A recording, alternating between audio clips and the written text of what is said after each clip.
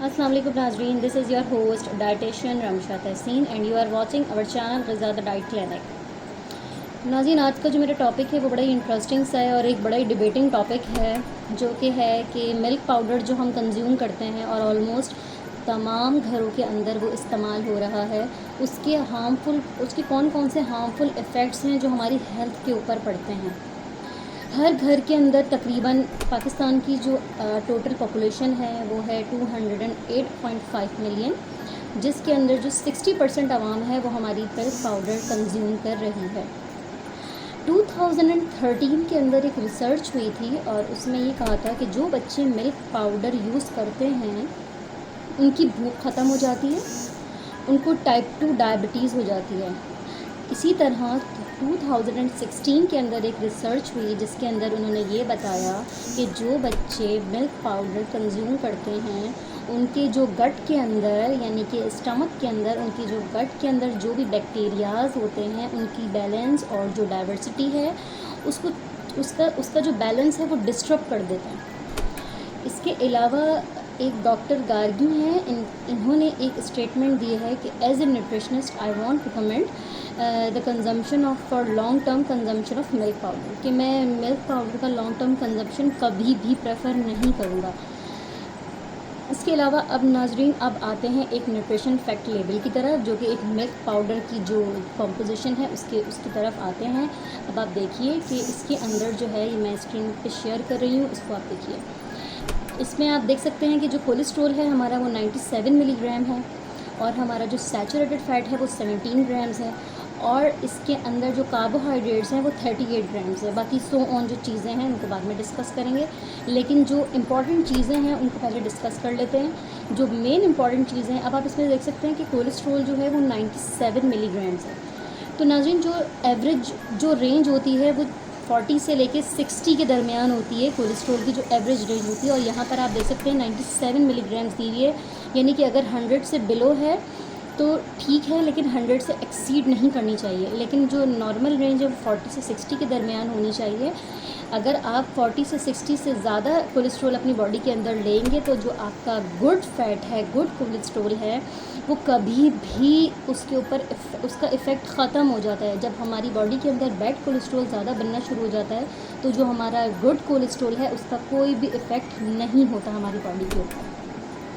दूसरी चीज़, ये इम्पॉर्टेंट चीज़ ये है कि जो कोलेस्ट्रॉल होता है वो ऑक्सीडाइज्ड होता है। तो ऑक्सीडाइज्ड कोलेस्ट्रॉल क्या होता है कि हम कोलेस्ट्रॉल को ऑक्सीडाइज करते हैं ताकि हम उस प्रोडक्ट की शेल्फ़ लाइफ को एक्सटेंड कर सकें। यानी कि आप जब कोलेस्ट्रॉल को ऑक्सीडाइज़ कर देते हैं तो उससे क्या होता है कि हम अपनी प्रोडक्ट को लॉन्ग टर्म सेव कर सकते हैं। हम उसको 4 से 5 महीने रख सकते हैं आराम से, और किसी भी रूम टेम्परेचर पर आप उसको स्टोर कर सकते हैं। यानी कि उसका जो वाटर कंटेंट जब हम रिमूव कर देते हैं, यानी कि अब रेगुलर मिल्क है उसमें से पानी को आप रिमूव करेंगे तो वो ड्राई पाउडर रह जाएगा पीछे।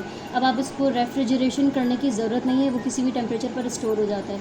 लेकिन इसके जो नेगेटिव इफ़ेक्ट्स ये होते हैं कि जब कोलेस्ट्रॉल ऑक्सीडाइज हो जाता है वो इस कदर हमारी हेल्थ के लिए हार्मफुल होता है कि वो हमारे दिल की शरियानों के अंदर फैट्स के मॉलिक्यूल्स बनना शुरू हो जाते हैं, कोलेस्ट्रॉल स्टोन्स बनना शुरू हो जाते हैं और हमारी दिल की शरियानों को ब्लॉक करना शुरू करते हैं। तो यहाँ से हमारी दिल की बीमारियाँ जो हैं वो डेवलप होना शुरू होती हैं। तो इसीलिए जो रिसर्चेस इसके साथ जाती हैं कि टाइप 2 डायबिटीज़ और किडनीज़ के जो जितने भी डिसफंक्शंस हैं वो यहीं से शुरू होते हैं। तो बच्चों के अंदर जो सेरेलैक हैं, खुदारा, इसको बंद करें और ये जो पाउडर्ड मिल्क जो हम बच्चों को दे रहे हैं इसको ख़त्म करें। इसके अंदर शुगर देख लीजिए आप, 38 ग्राम्स ऑफ शुगर है। अगर हम इसको each grams of carbohydrates provide 4 calories, अगर आप इसको 4 के साथ मल्टीप्लाई करेंगे तो आपको पता चलेगा कि इसकी जो टोटल कैलोरीज़ हैं वो 152 कैलोरीज़ हम उसको दे रहे हैं।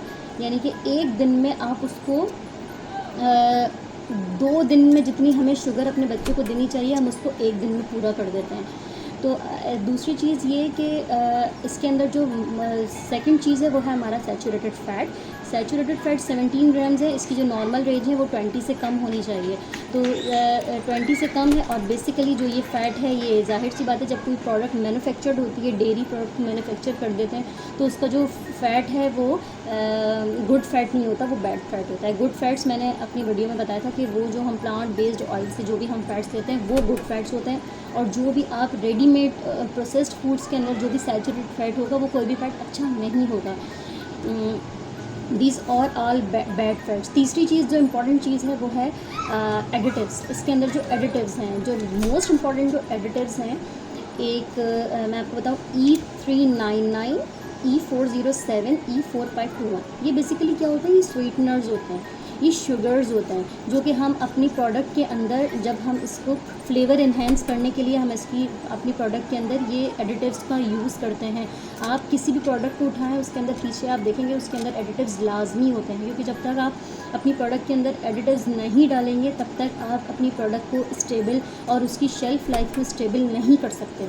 तो ये एडिटिव्स इतने हार्मफुल हैं कि आप देख सकते हैं कि ये एडिटिव्स इतने हार्मफुल हैं कि मैं आपके साथ एक स्क्रीन शेयर कर रही हूँ, आप इनके हार्मफुल इफ़ेक्ट्स देखिए। कि E951 ये एक शुगर सब्सटीट्यूट है जो कि 200 टाइम्स मोर स्वीटर होता है किसी भी शुगर से। तो इसके साइड इफ़ेक्ट्स आप देख लीजिए कि E951 के जो साइड इफ़ेक्ट्स हैं, these are the diabetes, kidney dysfunction, inflammation, bloating, blood vision, GI tract problem.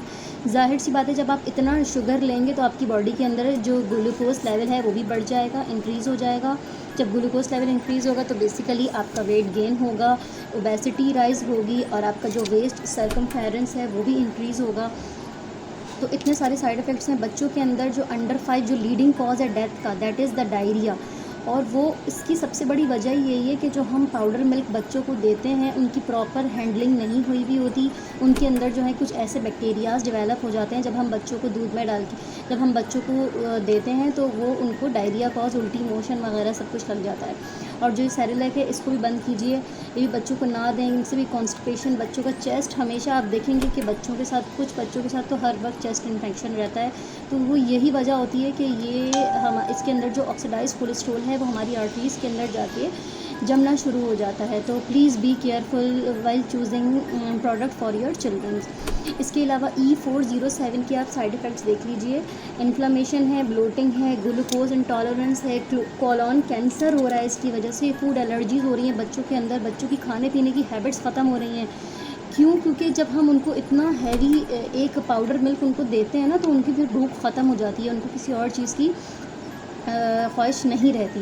तो इन सब से हमारा जो पाकिस्तान है वो 4th largest milk producing country है, और हर साल 20 बिलियन हम जो हैं अपने ख़र्च करते हैं ये मिल्क पाउडर को इंपोर्ट करने में। सो इन बिसाइड ऑल दिस मैं कहना चाहूँगी कि breast milk is the best substitute. Please don't recommend powder milk for your babies. बच्चों को ब्रेस्ट मिल्क दें, उसके अंदर हार्मोन्स हैं, एंटीबॉडीज़ हैं, वाटर है, प्रोटीन है, 800 स्ट्रैंड्स ऑफ बैक्टीरिया है, और उसके अंदर ऐसे हार्मोन्स होते हैं, ऐसी एंटीबॉडीज़ होती हैं जो कि उसके इम्यून सिस्टम के लिए काफ़ी होती हैं कि वो अपना डिफेंस कर सके। So please be careful for your children, for your health. And अगर आपको मेरी वीडियो पसंद आई हो तो प्लीज़ मुझे ज़रूर बताइएगा, और थैंक यू सो मच। अल्लाह हाफ़िज़, अपना बहुत ख्याल रखिएगा।